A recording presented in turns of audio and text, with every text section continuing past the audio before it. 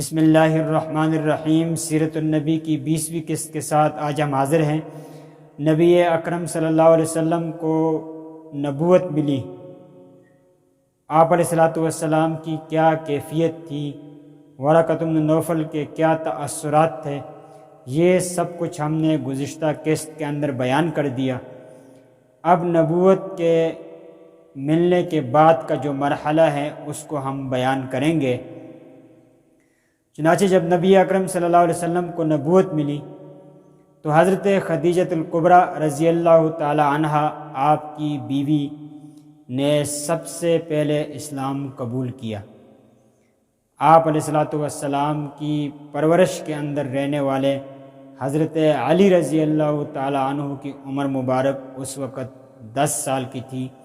حضرت علی رضی اللہ تعالی عنہ نے بھی دوسرے دن اسلام قبول کیا۔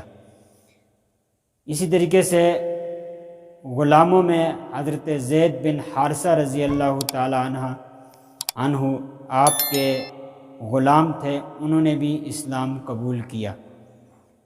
آپ علیہ السلام کے اہل بیت نے جب اسلام مکمل قبول کر لیا تو پھر آپ علیہ السلام نے خفیہ طور پر ابو بکر صدیق رضی اللہ تعالی عنہ، جو آپ کے شریک تجارت بھی تھے اور آپ کے ساتھی تھے، تو ابو بکر صدیق رضی اللہ تعالیٰ عنہ کو آپ نے اسلام کی دعوت دی۔ ابو بکر صدیق رضی اللہ تعالیٰ عنہ نے بھی اسلام قبول کر لیا۔ حضرت امام ابو حنیفہ رحمہ اللہ سے ایک دفعہ پوچھا گیا کہ سب سے پہلے اسلام کس نے قبول کیا؟ تو امام ابو حنیفہ رحمۃ اللہ علیہ نے جواب دیا کہ عورتوں میں سب سے پہلے اسلام آپ کی بیوی حضرت خدیجۃ الکبریٰ رضی اللہ تعالیٰ عنہ نے قبول کیا۔ بچوں میں حضرت علی رضی اللہ تعالیٰ عنہ نے اسلام قبول کیا 10 سال کی عمر میں۔ غلاموں میں سب سے پہلے اسلام حضرت زید بن حارثہ رضی اللہ تعالیٰ عنہ نے اسلام قبول کیا، اور آزاد مردوں میں سب سے پہلے اسلام ابو بکر صدیق رضی اللہ تعالیٰ عنہ نے قبول کیا۔ ابو بکر صدیق رضی اللہ تعالیٰ عنہ کے بارے میں حدیث میں آتا ہے کہ آپ علیہ السلام نے فرمایا، میں نے جس کسی کو اسلام کی دعوت دی وہ ضرور اس میں ایک مرتبہ جھجکا ہے، مگر ابو بکر صدیق رضی اللہ تعالیٰ عنہ کو جیسے ہی میں نے اسلام کی دعوت دی تو ابو بکر صدیق رضی اللہ تعالیٰ عنہ نے بغیر ہی جھجک کے آپ نے اسلام قبول کیا۔ پھر ابو بکر صدیق رضی اللہ تعالیٰ عنہ عمر میں تقریباً آپ علیہ السلام سے 1-2 سال کم تھے۔ ابو بکر صدیق رضی اللہ تعالیٰ عنہ پھر پوری زندگی جب تک آپ حیات تھے آپ علیہ السلام کے ایسے دستہ بازو بنے کہ آپ علیہ السلام نے خود ان کی تعریف فرمائی۔ ابو بکر صدیق رضی اللہ تعالیٰ عنہ نے ہر سختی میں آپ علیہ السلام کا ساتھ دیا اور اپنا سب کچھ آپ علیہ السلام پر قربان کیا۔ ابو بکر صدیق رضی اللہ تعالیٰ عنہ چونکہ تاجر تھے اس لیے مالدار بھی تھے، تو ابو بکر صدیق رضی اللہ تعالیٰ عنہ نے آپ علیہ السلام کا دفاع کیا۔ اسلام کے دعوت دینے میں آپ علیہ السلام کے دستے بازو بنے۔ چنانچہ اس کے بعد ابو بکر صدیق رضی اللہ تعالیٰ عنہ نے بھی آپ علیہ السلام کے ساتھ مل کر دوسرے لوگوں کو اسلام کی دعوت دی۔ چنانچہ ابو بکر صدیق رضی اللہ تعالیٰ عنہ نے جن حضرات کو خفیہ طور پر دعوت دی اور انہوں نے اسلام قبول کیا، ان میں بہت جلیل القدر صحابہ کرام موجود ہیں، جن میں حضرت عثمان بن عفان رضی اللہ تعالیٰ عنہ، اسی طریقے سے حضرت طلحہ رضی اللہ تعالیٰ عنہ، اسی طریقے سے زبیر بن عوام رضی اللہ تعالیٰ عنہ، اسی طریقے سے عثمان بن مظعون رضی اللہ تعالیٰ عنہ، سعد بن ابی وقاص رضی اللہ تعالیٰ عنہ۔ تو ایسے جلیل القدر صحابہ کرام تھے جنہوں نے ابو بکر صدیق رضی اللہ تعالیٰ عنہ کے کہنے پر اسلام قبول کیا۔ عبد الرحمن بن عوف رضی اللہ تعالیٰ عنہ یہ وہ صحابی ہیں جو 10 مبشرہ کے اندر شامل ہیں۔ اب 10 مبشرہ کون سے صحابہ کو کہا جاتا ہے، اس پر مستقل میں ایک ویڈیو بناؤں گا۔ اسی طریقے سے ابو بکر صدیق رضی اللہ تعالیٰ عنہ بھی صحابہ کرام کو، دوسرے لوگوں کو اسلام کی طرف بلاتے تھے، بہت سارے صحابہ کرام نے ابو بکر صدیق رضی اللہ تعالیٰ عنہ کے ہاتھ پر اسلام قبول کیا، اور بہت سارے صحابہ کرام نے نبی اکرم صلی اللہ علیہ وسلم کے دست مبارک پر اسلام قبول کیا۔ حضرت علی رضی اللہ تعالیٰ عنہ کے بارے میں آتا ہے کہ حضرت علی رضی اللہ تعالیٰ عنہ نے اسلام قبول کیا تھا، لیکن اپنے والد ابو طالب سے اپنا اسلام کو تقریباً 1 سال تک آپ نے چھپا کر رکھا تھا۔ ایک دفعہ حضرت علی رضی اللہ تعالیٰ عنہ نبی اکرم صلی اللہ علیہ وسلم کے ساتھ مل کر کسی درے میں نماز ادا کر رہے تھے، اتنے میں ابو طالب کا گزر ہوا وہاں سے۔ تو ابو طالب نے نبی اکرم صلی اللہ علیہ وسلم سے یہ کہا، اے بھتیجے، یہ کیا دین اور مذہب ہے جو آپ نے اختیار کیا ہوا ہے؟ تو نبی اکرم صلی اللہ علیہ وسلم نے ابو طالب سے فرمایا کہ اے میرے چچا، یہی دین برحق ہے، یہی فرشتوں کا دین ہے، یہی حضرت ابراہیم علیہ السلام کا دین تھا، اس لیے میں آپ کو بھی اس دین کی طرف بلاتا ہوں۔ تو ابو طالب نے یہ کہا کہ اے میرے بھتیجے، میں اپنے باپ دادے کے مذہب کو تو نہیں چھوڑ سکتا، لیکن میں آپ کا دفاع کروں گا اور کسی کی طرف سے آپ کو کوئی تکلیف نہیں پہنچے گی۔ پھر آپ حضرت علی کی طرف متوجہ ہوئے اور پوچھا، میرے بیٹے کیا دین آپ نے اختیار کیا؟ حضرت علی رضی اللہ تعالیٰ عنہ نے فرمایا کہ اے میرے والد محترم، میں نے ایمان لایا ہے اور میں نے اسلام کو قبول کیا ہے، لات اور عزیٰ کا میں نے انکار کیا ہے۔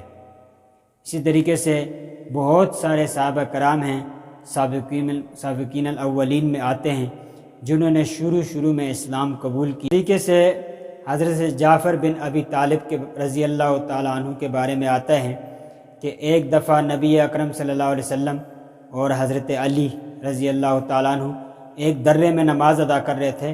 ابو طالب کا دوبارہ گزر وہاں سے ہوا، آپ کے ساتھ جعفر بن ابی طالب بھی تھے۔ تو ابو طالب نے دیکھا کہ نبی اکرم صلی اللہ علیہ وسلم کی ایک سمت پر حضرت علی کھڑے تھے اور آپ علیہ السلام ان کو نماز پڑھا رہے تھے۔ تو ابو طالب نے جعفر سے کہا، اے میرے بیٹے، اپنے چچا زاد بھائی کا دستہ بازو بنو علی کی طرح اور جا کر ان کے بائیں سمت پر کھڑے ہو جاؤ۔ یوں پھر حضرت جعفر بن ابی طالب رضی اللہ تعالیٰ عنہ نے بھی اسلام قبول کیا۔ اسی طریقے سے ایک صحابی ہے عفیف کندی، ان کا نام شرحیل تھا، لیکن حیادار اور عفیف اور اتنے عصمت والے تھے کہ لوگ آپ کو عفیف کندی بولا کرتے تھے۔ ان کے بارے میں آتا ہے کہ وہ عطر فروش تھے، یعنی خوشبو کا کاروبار کیا کرتے تھے۔ وہ فرماتے ہیں کہ ایک دفعہ میں اس خوشبو کے کاروبار کے سلسلے میں یمن گیا، چونکہ خوشبو کا کاروبار تھا تو یمن آنا جانا رہتا تھا۔ تو حضرت عباس بھی میرے ساتھ تھے، تو انہوں نے دیکھا کہ یمن سے واپسی پر جب حرم میں آئے تو ایک بندہ آیا، انہوں نے وضو کیا اور نماز کے لیے کھڑے ہو گئے۔ اتنے میں ایک عورت آئی، انہوں نے وضو کیا اور نماز کے لیے کھڑے ہو گئی۔ اسی طریقے سے ایک بچہ آیا، انہوں نے وضو کیا اور نماز کے لیے کھڑی ہو گئی۔ تو عفیف کندی فرماتے ہیں کہ میں نے عباس سے پوچھا کہ اے عباس، یہ لوگ کون ہیں؟ تو حضرت عباس نے فرمایا کہ یہ جو مرد ہیں یہ میرا بھتیجا ہیں اور یہ اللہ کا نبی ہیں، اس کو اللہ تعالیٰ نے نبوت عطا کی ہے۔ یہ جو عورت ہیں یہ میرے بھتیجے کی گھر والی ہیں، یعنی ان کی بیوی ہیں حضرت خدیجہ الکبریٰ۔ اسی طریقے سے یہ جو بچہ ہے یہ بھی میرا بھتیجا ہے حضرت علی، ان سب نے اسلام قبول کیا ہوا ہے۔ تو حضرت عفیف کندی فرماتے ہیں پھر بعد میں جا کر میں نے اسلام قبول کیا، اور آپ فرمایا کرتے تھے کہ کاش میں چوتھا اسلام قبول کرنے والوں میں ہوتا۔ اسی طریقے سے حضرت طلحہ رضی اللہ تعالیٰ عنہ فرماتے ہیں میں بصرہ گیا ایک دفعہ، جب میں بصرہ پہنچا تو وہاں پر ایک راہب تھا، وہ اپنے کلیسا صومعہ سے باہر نکلا اور نکل کے کہا کہ اے لوگو، ایک نئی خبر میں آپ کو بتانے جا رہا ہوں کہ عنقریب مکہ میں ایک شخص ظاہر ہوگا، اس کے ہاتھ پر اسلام قبول کر لینا۔ یہ حضرت طلحہ فرماتے ہیں کہ مجھے ویسے بھی بتوں سے نفرت تھی اور بتوں کی عبادت کرنے کو میں برا سمجھتا تھا، اور میں اپنے دل میں سوچا کرتا تھا کہ یہ ایک پتھروں کے بنائے ہوئے تراشے ہوئے بت ہیں، یہ نہ ہمیں نفع دے سکتے نہ ہمیں نقصان دے سکتے، نہ جانے ہم ان کی عبادت کیوں کرتے ہیں۔ تو اس بارے میں نے ایک دفعہ وہ اسی راہب سے پوچھا کہ آپ بتائیں کہ سب سے سچا مذہب اور دین کون سا ہے؟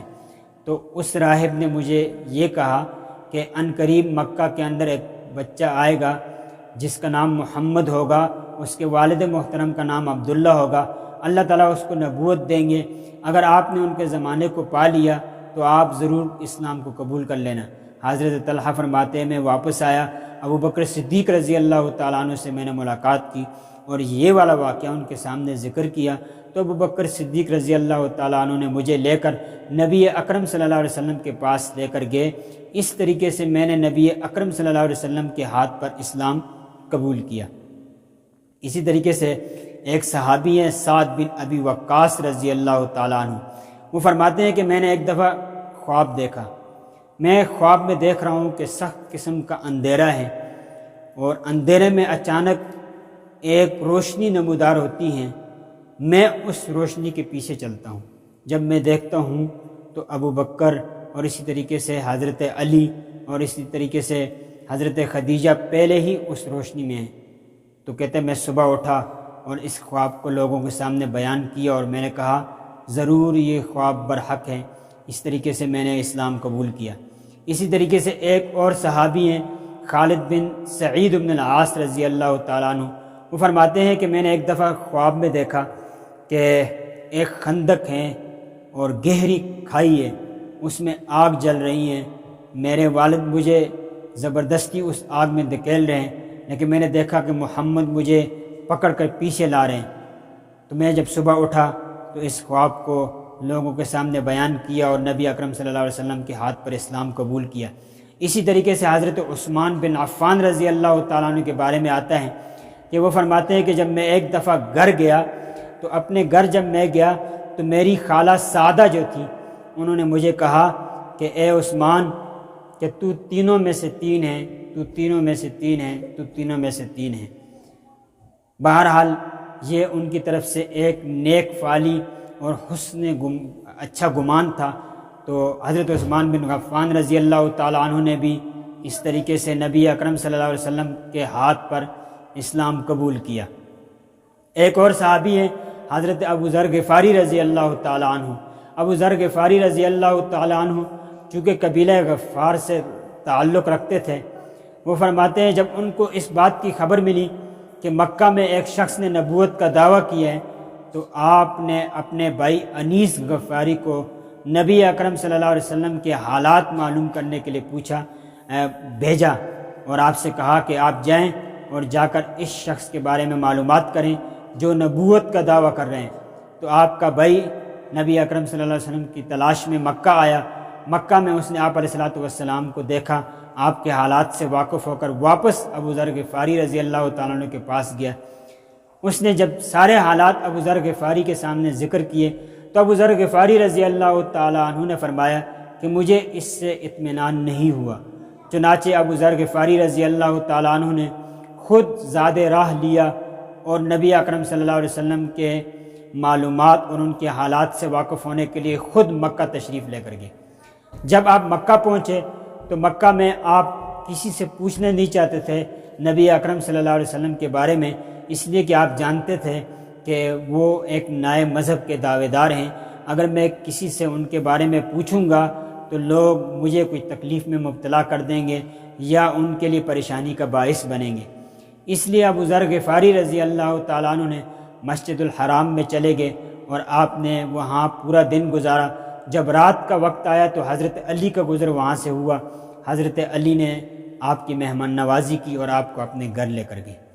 اس طریقے سے مسلسل حضرت علی رضی اللہ تعالیٰ عنہ 3 دن تک آپ کو اپنے گھر لے کر جاتے تھے، لیکن حضرت علی رضی اللہ تعالیٰ عنہ نے آپ سے پوچھا نہیں کہ آپ کیوں آئے ہیں اور کہاں سے آئے ہیں، اس لیے کہ عرب میں یہ دستور ہوا کرتا تھا کہ اس زمانے میں 3 دن تک وہ مہمان سے نہیں پوچھتے تھے کہ آپ کیوں آئے ہیں، بلکہ وہ مہمان کی خدمت کیا کرتے تھے، اور یہ ان کی مہمان نوازی کی سب سے بڑی دلیل تھی۔ ایک طرف ہمارا زمانہ ہے کہ جیسے ہی مہمان اپنے آنے کی خبر دیتا ہے تو اس کے آنے سے پہلے ہم پوچھ لیتے ہیں آپ کیوں آ رہے ہیں، کتنے وقت کے لیے آ رہے اور واپس کب جائیں گے۔ تو ایک طرف یہ عرب کی مہمان نوازی آپ دیکھیں۔ 3 دن کے بعد ابو ذر غفاری رضی اللہ تعالیٰ عنہ سے حضرت علی نے پوچھا کہ آپ اپنے آنے کا مقصد بتائیں۔ تو انہوں نے کہا میں نے سنا ہے کہ یہاں ایک بندے نے نبوت کا دعویٰ کیا ہے۔ حضرت علی رضی اللہ تعالیٰ عنہ نے کہا جی بالکل کیا ہے، وہ میرے چچا زاد بھائی ہیں اور وہ سچا دین لے کر آئے ہیں۔ ابو ذر غفاری رضی اللہ تعالیٰ عنہ کو نبی اکرم صلی اللہ علیہ وسلم کے پاس لے کر گئے تو آپ نے نبی اکرم صلی اللہ علیہ وسلم کے ہاتھ پر اسلام قبول کیا اور واپس آ کر مسجد حرام میں آپ نے اپنے اسلام کا اعلان کیا۔ اعلان کرتے ہی جتنے عرب تھے وہ عرب آپ پر ٹوٹ پڑے اور آپ کی پٹائی کرنا شروع ہو گئے۔ پھر حضرت عباس آئے اور عباس نے ان کو یہ کہہ کر حضرت ابو ذر غفاری کو چھڑایا کہ اس شخص کا تعلق قبیلہ غفار سے ہے، اور جب آپ شام تجارت کی غرض سے جائیں گے تو راستے میں ان کا قبیلہ آتا ہے، تو یہ قبیلہ آپ کے اوپر بڑی تکالیف اور اس کا بدلہ لے سکتا ہے۔ چنانچہ انہوں نے ابو ذر غفاری رضی اللہ تعالیٰ عنہ کو چھوڑ دیا۔ اسی طریقے سے حضرت عمار، حضرت صہیب رومی، اسی طریقے سے عامر بن عبسہ، یہ تمام وہ صحابہ کرام ہیں جنہوں نے شروع میں اسلام قبول کیا۔ اسی طریقے سے حضرت ارقم بن ابی الارقم، آپ نے بھی اسلام قبول کیا۔ تقریباً مسلمانوں کی تعداد جب 30 یا 35 تک پہنچی تو پھر اس بات کی ضرورت پڑی کہ ان مسلمانوں کا ایک چھوٹی سی جماعت کے ساتھ نبی اکرم صلی اللہ علیہ وسلم کا اجتماع ہوتا اور آپ کو اسلام اور اسلام کے احکامات سکھائے جاتے۔ اس غرض کے لیے آپ نے دار ارقم یعنی ارقم بن ابی الارقم کے گھر کو منتخب کیا اور وہاں صحابہ کرام کی جماعت جاتی تھی، یہ چھوٹی سی جماعت، اور نبی اکرم صلی اللہ علیہ وسلم ان کو اسلام سکھاتے تھے۔ جب تک حضرت عمر رضی اللہ تعالیٰ عنہ نے اسلام قبول نہیں کیا تھا اس وقت تک تمام صحابہ کرام کا جو کلاس لگتی تھی وہ دار ارقم بن ابی الارقم میں لگتی تھی۔ جب حضرت عمر رضی اللہ تعالیٰ نے اسلام قبول کیا تو اس کے بعد مسلمانوں کا اجتماع جہاں ان کی مرضی ہوتی تھی وہ کرتے تھے۔ تو صحابہ کرام نے جیسے یہ اسلام قبول کیا، یہ وہ صحابہ کرام ہیں جنہوں نے اس زمانے میں اسلام قبول کیا جب اسلام چھپ کر دعوت دی جاتی تھی اسلام کی طرف۔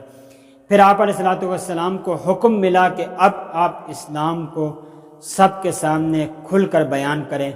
اسی طریقے سے آپ علیہ الصلوۃ والسلام کو ایک وحی کچھ عرصے کے لیے بند کر دی گئی جس کو فطرت وحی کا زمانہ کہا جاتا ہے۔ اسی طریقے سے پھر مسلمانوں پر کیسی تکالیف ڈھائی گئی اور صحابہ کرام پر کیسے کیسے تکالیف آئی، یہ سب کچھ بیان ہوگا اگلی قسطوں میں۔ آج کے لیے اتنا ہی۔ ہمارے ساتھ جڑے رہنے کے لیے ہمارے چینل کو سبسکرائب کریں اور اس کو لائک کریں اور اپنے احباب میں اس کو شیئر کریں۔ بہت شکریہ۔